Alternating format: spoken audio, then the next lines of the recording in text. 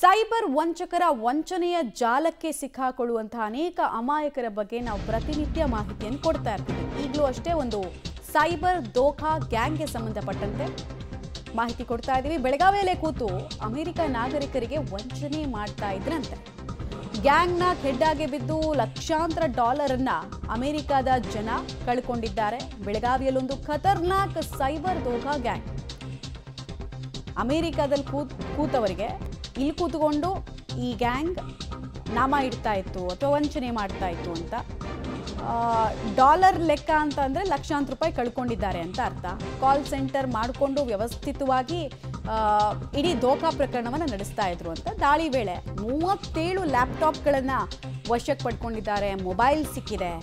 33 ಆರೋಪಿಗಳಿದ್ರು. ಅಂದರೆ ಒಂದು ವ್ಯವಸ್ಥಿತ ಗುಂಪು ಕಾರ್ಯಾಚರಣೆಯನ್ನು ನಡೆಸ್ತಾ ಇತ್ತು.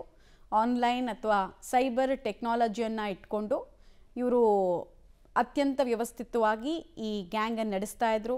ಒಂದು ಕಂಪನಿ ಥರನೇ, ಒಂದು ಮರಿ ಕಂಪನಿ ಥರನೇ ಹುಟ್ಟಾಕಿದ್ರು, ದೋಖಾ ಕಂಪನಿ ಅಂತ.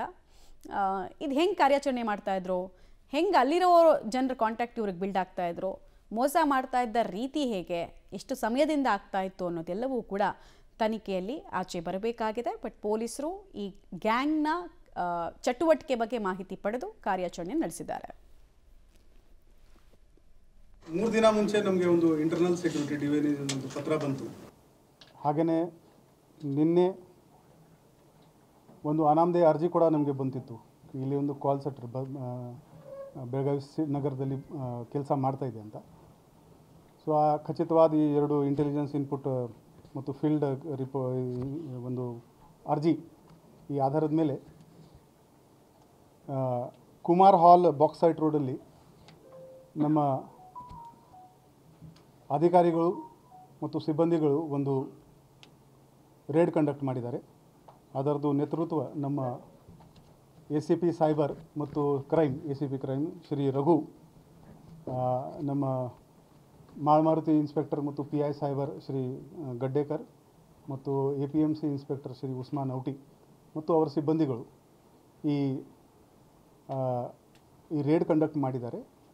ಅದರಲ್ಲಿ ಮಾಹಿತಿ ಕರೆಕ್ಟ್ ಇತ್ತು. ನಮಗೇನು ಬಂದಿತ್ತು, ಅಲ್ಲಿ ಒಂದು ಇಂಟರ್ನ್ಯಾಷನಲ್ ಕಾಲ್ ಸೆಂಟರ್.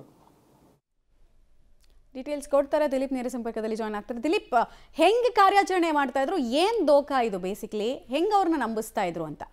ಮಮತಾ, ಇದು ಪ್ರಮುಖವಾಗಿ ಏನಂತಾರೆ, ಉತ್ತರ ಭಾರತ ಮೂಲದ ಇಜಾಜ್ ಖಾನ್ ಅಂತಕ್ಕಂಥ ಒಬ್ಬ ವ್ಯಕ್ತಿ ಏನು ಬೆಳಗಾವಿಗೆ ಬರ್ತಾನೆ.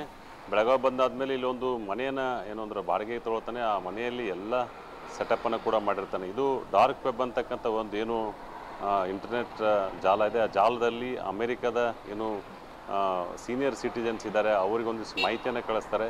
ಆ ಮಾಹಿತಿಯನ್ನು ಕಳಿಸಿ ಆದಮೇಲೆ ಅದನ್ನು ಡಿಲೀಟ್ ಮಾಡಿ ಅಂತ ಹೇಳ್ತಾರೆ. ಹೀಗಾಗಿ ಅವರನ್ನು ಈ ಒಂದು ಡಿಲೀಟ್ ಮಾಡೋ ಮುಖಾಂತರ ಅವ್ರನ್ನ ಬಲೆಗೆ ಕೆಡವಿ ಹೀಗಾಗ್ತಾ ಇದೆ, ನೀವು ಹೀಗೆ ಮಾಡಿದರೆ ಹಾಗೆ ಅಂತೇಳಿ ಒಂದಿಷ್ಟು ಏನಂತಂದರೆ ಏನು ಡಿಜಿಟಲ್ ಅರೆಸ್ಟ್ ಥರ ಮಾಡಿಕೊಂಡು ಅವರಿಗೆ ಹಣವನ್ನು ಹಾಕಕ್ಕೆ ಕೇಳುವಂಥದ್ದು. ಮತ್ತು ಇದು ವ್ಯವಸ್ಥಿತವಾದ ಜಾಲ ಅಂತಲೇ ಹೇಳ್ಬೋದು. ಯಾಕೆಂದರೆ 37 ಲ್ಯಾಪ್ಟಾಪ್ಗಳಲ್ಲಿ 33 ಜನ ಸಿಕ್ಕಾಕೊಂಡಿದ್ದಾರೆ.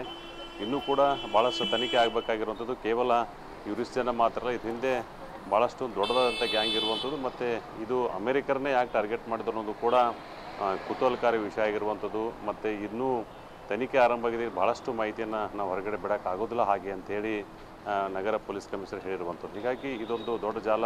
ಈಗೂ ಏನು ಬಾಕ್ಸೈಟಲ್ಲಿರ್ತಕ್ಕಂಥ ಏನೋ ಒಂದು ವ್ಯಕ್ತಿ ಈ ಥರ ಒಂದು ಮನೆಯನ್ನು ತೆಗೆದುಕೊಂಡು ಇಷ್ಟೆಲ್ಲ ಜನರನ್ನು ಸೇರಿಸಿ ವ್ಯವಸ್ಥಿತವಾದ ಒಂದು ಕಂಟ್ರೋಲ್ ರೂಮ್ ಅಂತ ಹೇಳ್ತೀವಿ, ಕಂಟ್ರೋಲ್ ರೂಮನ್ನು ಮಾಡಿ ಈ ಥರ ಒಂದು ವಂಚನೆ ಮಾಡಿರುವಂಥದ್ದು. ಮಮತಾ, ದಿಲೀಪ್, ಈಗ ಇಲ್ಲಿಂದ ಭಾರತದಿಂದ ಅಮೆರಿಕಕ್ಕೆ ಹೋದವ್ರನ್ನ ಇವ್ರು ಟಾರ್ಗೆಟ್ ಮಾಡ್ತಾ ಇದ್ದಿದ್ದ ಅಥವಾ ರ್ಯಾಂಡಮ್ ಆಗಿ ಡಾರ್ಕ್ ವೆಬ್ ನೆಟ್ವರ್ಕ್ ಮೂಲಕ ಇವರು ಆಪರೇಟ್ ಮಾಡ್ತಾ ಇದ್ದಿದ್ದ, ಹೆಂಗೆ? ಅದೊಂದು ಕನ್ಫ್ಯೂಷನ್ ಇದೆ. ಇನ್ನೊಂದು, ಲಕ್ಷಾಂತರ ಡಾಲರ್ ಅಂದರೆ ಅದು ಕೋಟಿಗಟ್ಟಲೆ ಸ್ಕ್ಯಾಮ್ ಆಗಬೇಕು. ಸೊ ಇದು ಕೋಟಿಗಟ್ಟಲೆ ಸ್ಕ್ಯಾಮಿನ ವಿಚಾರನ ಹೆಂಗೆ ಅಂತ ಒಂದು ಕ್ಲಾರಿಟಿ ಕೊಡಿ. ಹೌದು, ಪ್ರಮುಖವಾಗಿ ತಾವು ಕೇಳಿದ ಪ್ರಶ್ನೆ ಏನಂತಂದರೆ, ಈ ಭಾರತೀಯರು ಏನು ಅಮೆರಿಕದಲ್ಲಿ ಸೇರಿ ಅವರಲ್ಲ, ಒಟ್ಟಾರೆ ರ್ಯಾಂಡಮ್ ಆಗಿ ಯಾರೇ ಇದ್ದರೂ ಕೂಡ ಏನು ಡಾರ್ಕ್ ವೆಬ್ನಲ್ಲಿ ಏನು ಮಾಹಿತಿಯನ್ನು ರವಾನೆ ಮಾಡ್ತಾರೆ, ಅದನ್ನು ಓಪನ್ ಮಾಡಿದಂಥವ್ರು ಯಾರಿರ್ತಾರೆ ಅಂಥವರು ಈ ಒಂದು ಬಲೆಗೆ ಬಲಿಪಶು ಆಗ್ತಾ ಇರುವಂಥದ್ದು. ಜೊತೆಗೆ ಇದು ಕೋಟ್ಯಾಂತರ ರೂಪಾಯಿ ವ್ಯವಹಾರ ಇರೋದ್ರೆ ಇನ್ನೂ ತನಿಖೆ ಆಗಬೇಕಾಗಿರುವಂಥದ್ದು. ಎಷ್ಟು ಜನರನ್ನು ಮಾಡಿದ್ದಾರೆ, ಇವರ ಅಷ್ಟರ ಜನ ಎಷ್ಟಿದೆ, ದುಡ್ಡು ಎಷ್ಟಿದೆ, ಮತ್ತು ಇವರೆಲ್ಲ ಎಲ್ಲೆಲ್ಲಿ ಇನ್ವೆಸ್ಟ್ ಮಾಡಿದ್ದಾರೆ, ಎಲ್ಲ ವಿಚಾರಗಳನ್ನು ಕೂಡ ಮಾಡಿರೋದು. ಮತ್ತು ಇದು ಸೈಬರ್ ವಂಚನೆ ಪ್ರಕರಣ ಆಗಿರೋದ್ರಿಂದ ಯಾವ್ಯಾವ ಖಾತೆಗಳಲ್ಲಿ ಇವರು ವರ್ಗಾವಣೆ ಮಾಡಿದ್ದಾರೆ ಅನ್ನೋದು ಕೂಡ ಮಾಹಿತಿ ಕಲೆ ಹಾಕಬೇಕಾದ್ರೆ ಇದು ದೊಡ್ಡ ಏನು ಕೆಲಸ ಅಂತಲೇ ಹೇಳ್ಬೋದು. ಪೊಲೀಸರಿಗೆ ಅದೊಂದು ತನಿಖೆ ಕೆಲಸ ಅಂತಲೇ ಹೇಳ್ಬೋದು. ಯಾಕಂದರೆ ಇಷ್ಟೊಂದು ನಯ ನಾಜೂಕಾಗಿ ಏನು ವಂಚನೆ ಮಾಡಿದಂಥವ್ರು ಆ ಹಣವನ್ನು ಕೂಡ ಎಲ್ಲಿಟ್ಟಿದ್ದಾರೆ ಅನ್ನೋದು ಕೂಡ ಭಾಳಷ್ಟು ಕಷ್ಟ ಆಗಿರುವಂಥದ್ದು. ಮಮತಾ, ಧನ್ಯವಾದ ತಮ್ಮೆಲ್ಲ ಮಾಹಿತಿಗಾಗಿ ದಿಲೀಪ್. ಸೊ ಡಾರ್ಕ್ ವೆಬ್ ಮೂಲಕ ಯಾರ್ಯಾರು ಕಾಂಟ್ಯಾಕ್ಟಿಗೆ ಬರ್ತಾ ಇದ್ರು, ಸ್ಪೆಷಲಿ ಅಮೆರಿಕಾದ ನಾಗರಿಕರು, ಅವರನ್ನ ಇವರು ಬಲೆಗೆ ಬೀಳಿಸ್ತಾ ಇದ್ರು ಅಂತ.